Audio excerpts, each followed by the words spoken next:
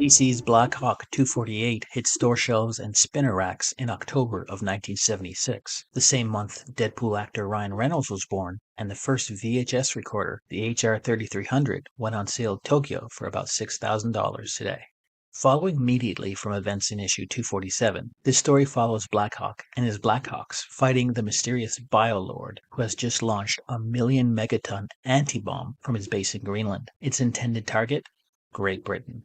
Blackhawk jumps aboard the missile, only to fall back to Earth in what would have been a fatal plunge if not for his miraculous acrobatic skills. All is not lost, however, as the Blackhawk named Chuck reveals he tampered with the missile's guidance system prior to launch. Enraged that his plans are foiled, Biolord unleashes the Metadroids, robot slaves with deadly laser guns. As the fighting begins, Biolord pleads with the Blackhawks to join his side. Biolord reveals he was created by world leaders in an effort to save the planet at any cost. The Blackhawks turn down his offer and continue to battle the Metadroids. As many Blackhawks fall to injury, all seems lost until Duchess Fatale and Andre appear in the last minute to destroy Biolord, or so they thought. Transporting his mind to a new body equipped with jet engines, Biolord chases down the Blackhawks as they leave Greenland. Blackhawk makes the ultimate sacrifice to finally stop Biolord, but has it cost him his life? The story continues in issue 249.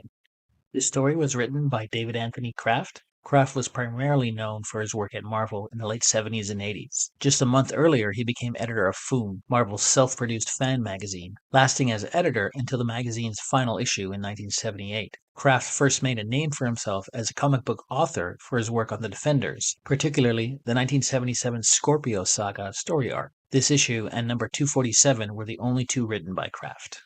James Sherman was a penciler on this issue. Sherman worked for DC and Marvel in the 1970s and 80s. This issue was his first ever professional work published, along with Tarzan Family number 65. Sherman is best known for his pencil work on Superboy and the Legion of Superheroes in the late 70s, when he took over as regular artist following Mike Grell. Speaking exclusively to Read the Freaking Comics, James Sherman discusses this issue. George Evans did beautiful inks over my pencils done for that story in 1975. One of two comic book scripts I received for December deadline from DC's Joe Orlando. Speaking of George Evans, he was the inker on this issue. Evans was a cartoonist and illustrator who worked in both comic books and comic strips. Here's a fun fact. Evans' shocking cover of Crime Suspense Stories number 23 was held up at the Senate hearing on juvenile delinquency in 1954. He drew DC's war comics and mystery tales, and for Marvel he did mystery horror stories, plus work on 2 issues of supervillain team-up featuring Doctor Doom and Submariner. Carl the Gaff Gafford was the colorist on this issue. Gafford began his professional career at DC Comics as an assistant proofreader in the production department in 1973. Gafford started coloring feature pages in the production department, eventually doing regular freelance coloring beginning with Justice League of America 115. In 1977, Gafford began to color and write for the Hanna-Barbera comics produced for Marvel. In 1978, Gafford went on to work in Marvel's production department, first as a freelancer and then as a staff typesetter. Pablo Marcos and Vincent Colletta both worked on the cover. Marcos is known for his work on characters as Batman and Conan the Barbarian, particularly during the 1970s. His signature character was Marvel's The Zombie, for which Marcos drew all but one story in the black and white horror comics magazine Tales of the Zombie. Marcos next freelanced for DC Comics, drawing Man-Bat stories in Detective Comics and worked on various other DC titles, before returning to Marvel to do art for issues of The Avengers, The Mighty Thor, and others. Vincent Colletta was one of Jack Kirby's frequent inkers during the 50s and 60s, the Silver Age of comic books. This included some significant early issues of Marvel's Fantastic Four and Thor in Journey into Mystery and The Mighty Thor. Colletta later went on to ink a large array at DC, including a variety of Batman, Superman, and Green Lantern titles, and nearly every issue of Wonder Woman from July 1973 to August 1980. He was named DC's art director in May 1976, resigning the post in May of 1979. Letterer Gaspar Saladino was an interesting character. Known more for his logo designs than lettering, Saladino designed the logos for DC's Swamp Thing, Vigilante, Phantom Stranger, Metal Men, Adam Strange, House of Mystery, House of Secrets, and Unknown Soldier, among others. For Marvel, Saladino's logos, which he either created or updated, include The Avenger, Sergeant Fury and his Howling Commandos, Captain America and the Falcon, and Marvel Triple Action. During the early 1970s, Saladino lettered the interiors for the then all-new Swamp Thing. It was in the pages of this series that he created the concept of character-designated fonts, with Swamp Thing's distinctive outline drippy letters. Fun fact, Saladino always lettered by hand. Likewise, his word balloons were drawn by freehand, never with a template. This issue was edited by Gerry Conway. Conway has a long and successful career at both DC and Marvel, which he began working at a second time in the mid-1970s, beginning with 3 books: Hercules Unbound, number 1, Kong the Untamed, number 3, and Swamp Thing, number 19. Shortly afterward, he was chosen by Marvel and DC editors to script the historic intercompany crossover Superman vs. The Amazing Spider-Man, number 1, a 96-page, tabloid-size, $2 one-shot, at a time when comic books were sold for 25 cents. He continued writing for DC on titles including Superman, Detective Comics, Metal Men, and Justice League of America. Executive editor at this time was Jenette Kahn. Kahn was just 28 years old in 1976 when she became publisher of DC Comics. She was the youngest person in the company to become president of a division and the first woman. Furthermore, before Kahn began her new position, she was instrumental in dissuading the head of Warner Publishing Services from simply ending DC's publishing in favor of simple license maintenance. To mark her new direction for the company, Kahn officially renamed National Periodical Publications to DC Comics, complete with a bold new company logo, nicknamed the DC Bullet, designed by Milton Glaser. So who exactly is Blackhawk? The Polish-American pilot Bartholomew Hawk joined the resistance in his native country in the early stages of the war. In his plane, which he had painted black, he was a scourge to the Luftwaffe. Von Temp targeted him by destroying his family farmhouse and killing his family. With his country overrun, he formed a new identity, Blackhawk, and gathered pilots from various countries to form the Blackhawk Squadron, a paramilitary unit that answered directly to Winston Churchill. These adventures lasted until well after the war. The Blackhawk Squadron primarily operated out of Blackhawk Island, where they modified and flew skyrockets in daring missions all across Europe and later in the war, all over the Pacific. After the war, the team stayed together and kept busy for years, defending the world's sea lanes and airways against a wide variety of pirates, terrorists, and renegade scientists. And they stayed together likewise for the entire duration of the long, undeclared Cold War. Blackhawk was initially published by Quality Comics. It was published as a quarterly until June 1948, when the series changed to bi-monthly publication, before becoming a monthly 2 years later. In 1952, Columbia Pictures released a movie version of Blackhawk, starring Kirk Allen and Carol Foreman as the foreign spy. Blackhawk was produced by the famously cheap Sam Katzman and directed by a team of Spencer Gordon-Bennett and Fred F. Sears. It was considered cheap and lackluster, made in the waning years of studio movie serial production. Meanwhile, DC Comics took over publication of Blackhawk starting January 1957. By 1968, the series had tried to update its heroes with superhero monikers and costumes, but the title was canceled after issue 243 in September of that year. Just over 7 years later, DC resurrected the series with Blackhawk 244 in January of 1976 as a part of the ongoing mid-1970s expansion. The Blackhawks were transplanted to the 1970s and now portrayed as mercenaries for hire, matching wits against fancifully bizarre new villains, as well as the reimagined Killer Shark and War Wheel. This run ended with Blackhawk 250 in January of 1977.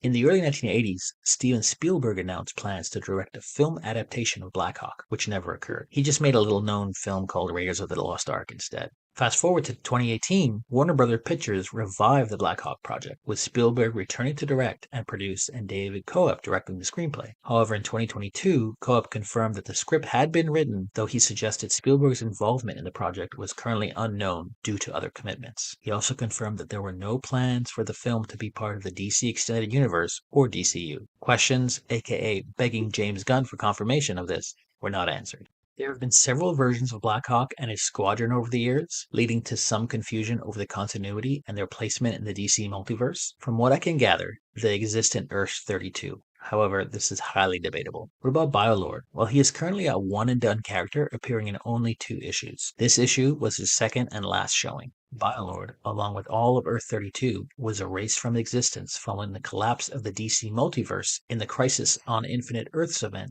and later restored following the rebirth of the Infinite Multiverse during the Dark Crisis event almost 40 years later. This issue was in a recent haul of comics I picked up from a listing found online. I had very little knowledge of Blackhawk and his Blackhawks before this issue, my only exposure to them being the New Frontier story and animated movie from DC. There's a lot to unpack here. First, our main villain reveals that he is not an evil machine. He's simply trying to save the planet by killing off everyone in Great Britain. I'm not sure about the logic, but okay. If he is not a power-obsessed being, why the secret lair and robot army? It doesn't make much sense to me. Next, Blackhawk and his Blackhawks, how is that not confusing, really seem to be hotheads, with little to no regard for their actions. Blackhawk Chuck reveals that he messed with the missile guidance systems, so the rocket won't hit the UK. But where will it fall now? A million-megaton bomb doesn't exactly fall harmlessly into the ocean. I blame this on lazy writing on the part of David Anthony Kraft.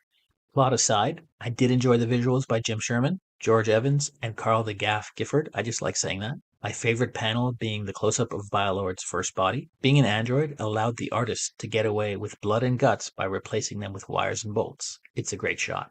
There's a one-page cutaway to some family drama on Blackhawk Island as father and daughter argue at gunpoint. Not too sure if this was build-up from previous issues, but it feels really out of place. Also, Elsa maybe shouldn't be allowed around guns for a while. Mint or near mint versions of this issue are going for as high as $120 according to pricecharting.com. I am seeing 2 issues of unknown quality selling for just $5 on eBay and Amazon.com. 1976 was an interesting year in the comics industry. The year's biggest sales story was Marvel's Howard the Duck #1, with unit sales in excess of 200,000 copies. Amazing Spider-Man, which reclaimed its spot as the market's top-selling color comic, was the only other Marvel title with reported sales that saw an increase. DC had 2 bright spots, Justice League of America and Batman, whose sales both saw a 16% increase over the previous year. I was unable to find hard numbers for 1976 specifically, but total sales from 75 through 76 was 9.15 million titles. The top 5 were Mad Magazine, Amazing Spider-Man, Superman, Superboy, and Action Comics. In 1976, DC increased the price of their comics to 30 cents, with no increase in pages. Several series were resurrected in a bid to fight Marvel: All-Star Comics, Metal Men, Green Lantern, Teen Titans, and this title, Blackhawk. The advertisements in this issue are varied and numerous. Hostess was using the lure of baseball cards to push Twinkies to the masses, while Slim Jim shared space with metal plates and security badges reseller looking to recruit new salespeople. The Rolling Stones were promoting their Black and Blue album with a fairly epic recreation of the cover for comic audiences. You could buy 204 Revolutionary War soldiers for $2.25, or about $12.50 today. There's the obligatory page full of X-ray glasses, pen radios, and movie masks. Always a fun read if you have a magnifying glass handy. I found 2 particular ads that stood out. First is this one for Daisy air rifles. Daisy's tagline of "Growing up with American boys since 1866" looks about as out of place as a person from 1866 would be standing in Times Square. Oh, how times have changed. The second is this ad for Huffy Toys The Green Machine. This bad boy was sold with the tagline for guys 8, 9, and 10 years old who really know how to ride. Essentially, taking what sounds like an ad for cars and using it to push big wheels. But this big wheel was unlike any other. Boasting a longer body and wider back wheels, this bike was controlled via 2 shift controls that essentially turned it into the ultimate drifting big wheel. Huffy still makes these to this day, although with a modern look. I couldn't find any companies listed in this almost 50-year-old comic book that are still around to this day, so it was difficult to find a comic shop this week. So I decided to find the closest comic shop to Biolord's secret lair in Greenland. If you ever find yourself in Reykjavik, Iceland, I recommend you check out Nexus, a comic shop located at 74 Glacierdætur in Reykjavik, or visit nexus.is. Thanks for checking out this video. If you want to see more, please hit like and subscribe. If you have suggestions for comics you want me to deep dive into, please leave a comment below. Please help and support real artists. AI is great for a lot of things, but not for creating art and replacing artists. Thank you.